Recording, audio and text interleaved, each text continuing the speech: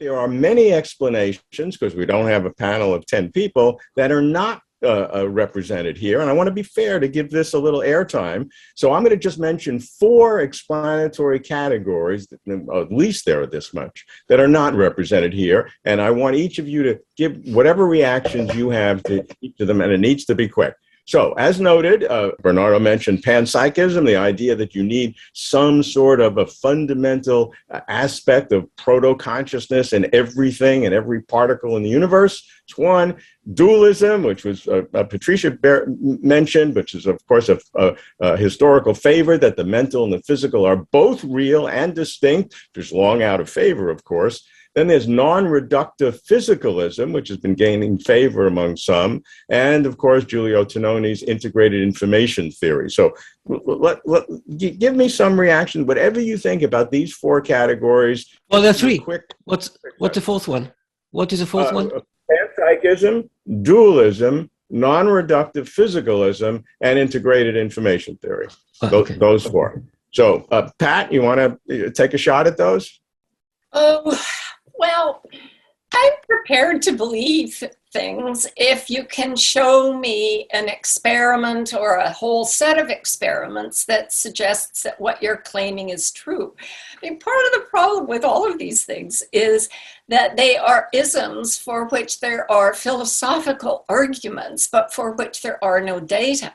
The panpsychists imply, of course, that everything, including electrons and cow pies and feathers, they're all conscious. And if you ask panpsychists what the data are, they say, in principle, there are no data. This is just a metaphysical position.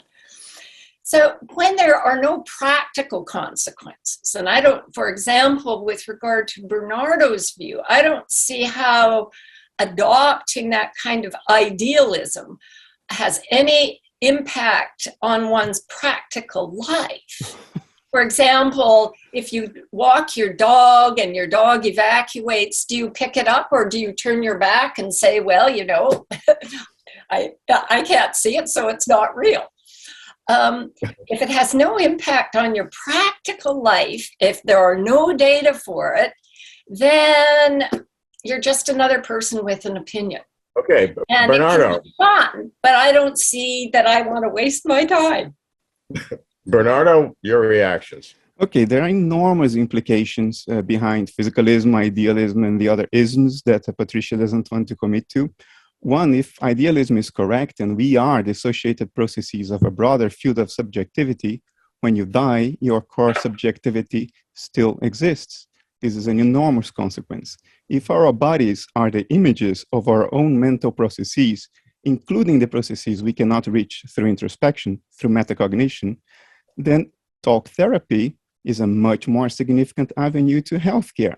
Making sense and integrating your own mental life can have direct physical effects, like the so-called placebo effect, for which we have no account today. So the consequences are enormous.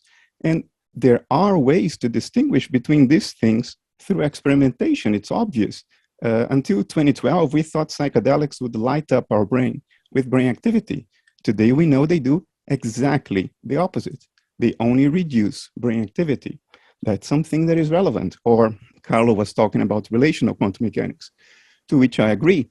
But the direct implication is that all physical entities do not have standalone existence. They do not have absolute existence. So that's a premise of physicalism, that physical entities do have absolute existence and then generate mental entities. And relational quantum mechanics contradicts that. And it has been, I would claim, proven by experiment for the last couple of years. 2 major experiments, one by Proietti et al., and another one about Wigner's friend thought experiment that was done now as an actual experiment, showed that Rovelli was right in that regard. And I would claim this takes the floor from underneath the feet of the physicalists. Okay, Carlo, your reaction to some of those other ideas? Thank you, Bernardo. I wish you were right, but that there are experiments that prove relational quantum mechanics. I would be very happy, of course, if they were, but I don't think there are. Proietti et al. No, I don't think it's a confirmation of relational quantum mechanics. Let me go through your questions, Robert. Panpsychism, I just don't understand it because I don't understand what it means. In fact, I listen with attention what Bernardo says, but I don't understand what it means that everything is mental because I don't understand what mental means. I think that mental just means related to the complex phenomenology of things happening in me or in Bernardo. But, you know, that's part of nature. So the fact that I agree that there is no boundary between this and the rest of nature, but there's no boundary between a bicycle and the rest of nature. And this doesn't mean that everything is bicyclist. Bicycle is just one of the things around in nature. Dualism, I don't think there's many people defending dualism today.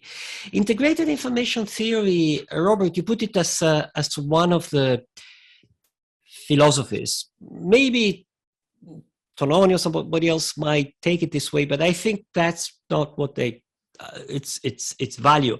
It's one specific mathematical attempt to capture some aspect of consciousness. So I would see it as a scientific theory which presents itself as a tentative with limits to be developed. There are aspects of it that so it's part of the game of developing tools that Patricia is talking about. And with respect to Patricia, I would say yes, of course, data, but I'm a theoretical physicist. You don't do physics only with data. You do physics with data, but then a lot of work, theoretical work, to develop good concepts to make sense of this data. So of course we have this data, we bring them together, and we get ways of thinking about reality. We need to go on. Thank you, Carlo. I think to conclude this first part is that consciousness does have a spectrum of radically different explanations. I think we want to leave everyone with that concept, that I think we're being presented here with perhaps some of the most common ones, but there is this spectrum, and ultimately, I guess only one can be correct. Our second theme deals with the hard problem of consciousness directly, and as an arguably unbridgeable gap that in principle separates physical events from mental experiences. And Bernardo, I want to ask you, you're king of this hill.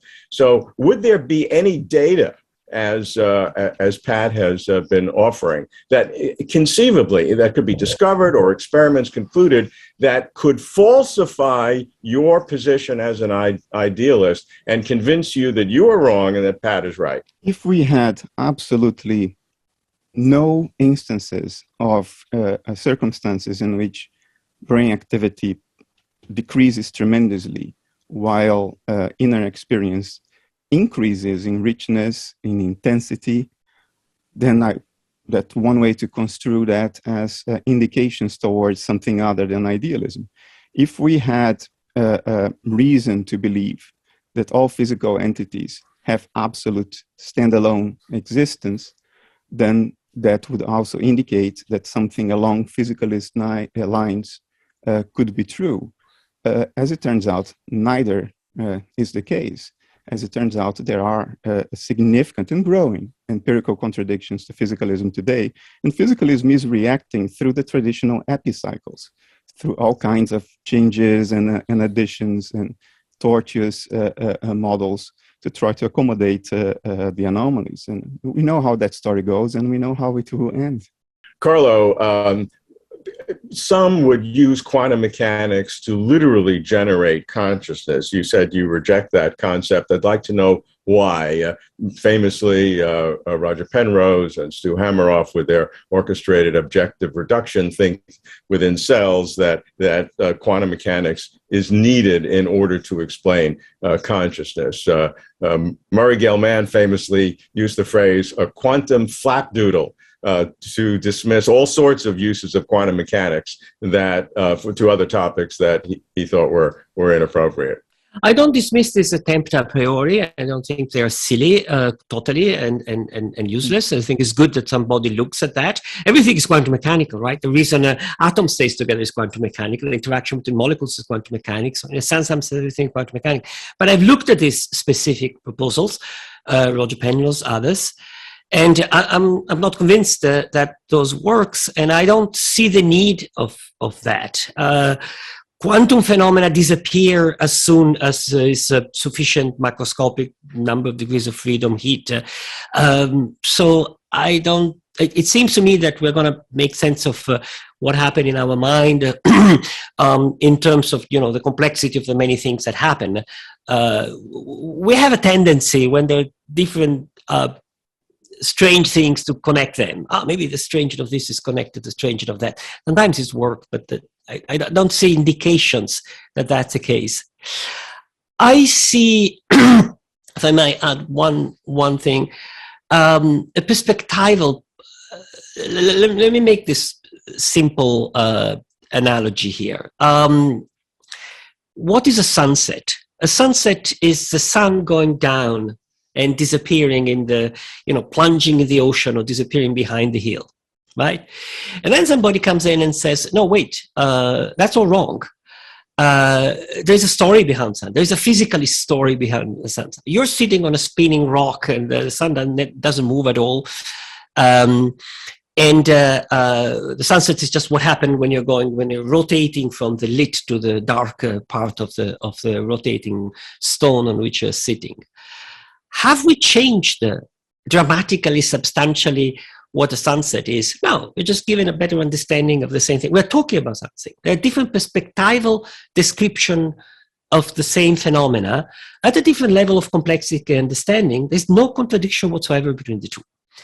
So I think when we understand something, this is what's going on. We have a perspective on something, okay? Think how perspectival this sunset. Nothing happened to the sun. And we have a better account of what is going on. I think we're going to get something similar with consciousness. A better account with what is going on, which makes sense of our perspectival perception of it without any contradiction between the two. Pat, can AI ever be conscious? Is virtual immortality possible in principle? In other words, our first-person awareness and personal identity uploaded into non-biological substrates and lasting for a long period of time? I don't know. I don't think anybody really. To continue watching this video, click the link in the top left or in the description below. Or visit iai.tv for more debates and talks from the world's leading thinkers on today's biggest ideas.